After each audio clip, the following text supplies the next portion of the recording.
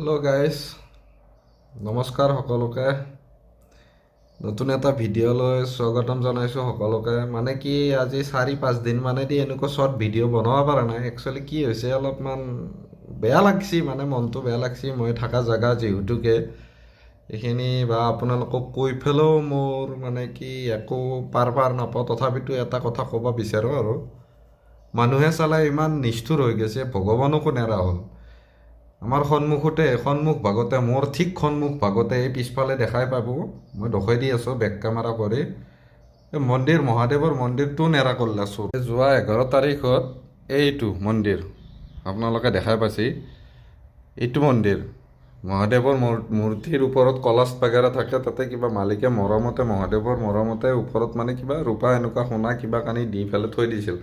মোটামুটি ভালোখিনি পইচাৰ অলংকাৰ এইটোত মূৰ্তিত, বুজি পাইছে। ৰাতি